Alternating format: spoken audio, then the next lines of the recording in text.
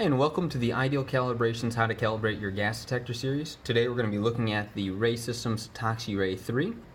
To get started, go ahead and press the power button. It's the button on the left-hand side. Press and hold it. It takes a little while to get it started up. Perfect, there we go. While that starts up, we'll walk through the other pieces of equipment you'll need for this.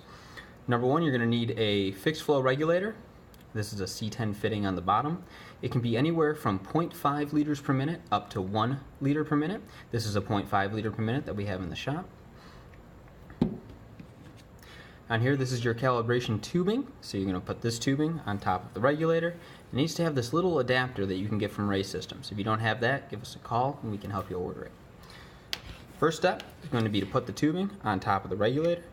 Sometimes you got to force it a little bit, and occasionally it'll ding your knuckles up, but it's not too bad. Put that down. You see that's still getting started. Then over on the left, we've got some calibration gas. Now, in particular, you can see this is a 4-part blend. You don't have to use a 4-part blend. Effectively, what you really need is a 10 part per million hydrogen sulfide with a nitrogen balance cylinder, or you can use a 25 part per million hydrogen sulfide with nitrogen balance cylinder. You really should prefer the nitrogen balance over the air balance because it will stay stable for you longer.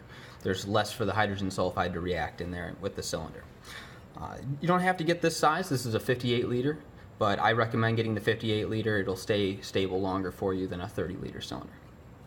Okay, next step we're going to do is we're going to prepare the cylinder for calibration. This has already started up and looks good. First thing we're going to do, open the regulator up. You want to back it all the way off and then just a little pinch back over on the right. And what we're doing is we're making sure that none of the air that's in here gets jammed into the cylinder here when these connect. So now that it's open, gas will freely flow. So we screw it in, and as soon as we hear gas, right now, we can close this valve and continue screwing the cylinder in. Perfect. That's all set. Now this is set for 25 parts per million hydrogen sulfide. Yours may be set for 10 parts per million, and I'll show you the screen that you can check that on when we get there. To get to cal mode, we're going to press and hold the middle 2 buttons. And it'll ask you for a code. To get to the code, you're going to use the button on the right to increment up once. And the code today is 111. So we'll press it up once and hit the power button to move to the next digit. One more time. And then the power button one more, and then one more. And then what we'll do to confirm this is we're going to press and hold this power button. It'll say if you want to 0 calibrate.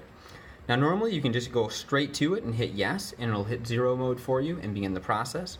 Or you can move to hit the power button to go to span. And I'm going to show you how to check. So if we go to the 3rd time, see how it says set? We're going to hit yes. And this will tell you your calibration gas. You can see mine shows 25 parts per million.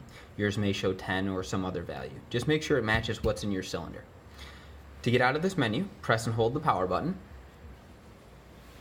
And if you wanted to increment there, you could do the same thing you did with the code and press the yes button to move up a digit and the power button to move right a digit. Okay, now it's asking us if we want to set alarms. What we're going to do is we're going to cycle by hitting the power button. And we're going to go all the way back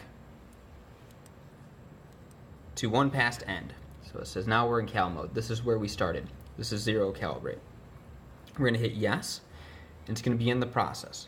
Now what we want to do here during 0 is just leave it out in fresh air. I mean, objectively, being outside is the best bet, but as long as you're in clean air, or what you're going to approximate as clean air, that's totally fine for the monitor. Just make sure that there's no hydrogen sulfide around, and make sure that this cap is not attached. Now it says DN. That's RAE code for done. So that means that we're all set with this, and it's about to move to the next screen for us. So now it comes up and it says cal, and it says span over on the left there. Go ahead and click yes, and it'll show you the 25 parts per million gas. And we're going to say yes to this again, and now attach the gas. Attach the gas, there we go, and turn our gas on. Now really, I probably should have attached that tubing back when it said it was telling me it was 25, but in this case, you know, it's quick enough that it's going to be okay. But if you're unexperienced with this, sometimes it takes a few tries to get that tubing on. As you can see, it took me a time or two. So just make sure you get that on there first. So it gives a countdown. If you hit any button here right now, what will happen is it will cancel the calibration. So make sure you don't press any buttons, just let it go through this process.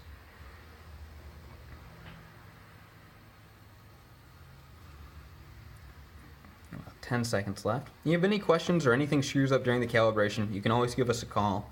Our phone number is 734-956-0539, or you can email me, james@idealcalibrations.com, and I'll get back to you.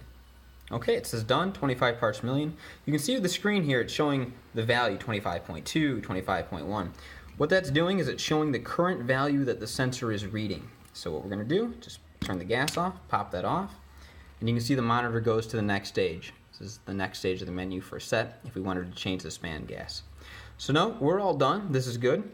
So we're just going to hit power a few times until we see the exit screen. End. There we go. Now we hit go, and you can see the sensor still coming down from the calibration. What you're going to want to do is just watch it, let it come all the way down to 0, and make sure it hits 0.0. And at that point, you'll know you've completed the calibration successfully. Okay. Again, if you have any questions, feel free to give us a call. You can visit our website at idealcalibrations.com, or you can email support@idealcalibrations.com alternatively if you have any questions. All right. And this is just going to count down. It takes sometimes it'll take about 5-10 minutes to get totally down to 0. But I'm going to end the video here. And if it doesn't get down to 0 on your end, go ahead and shoot us an email. We'll get back to you. Thank you much. You guys have a great day out there and stay safe.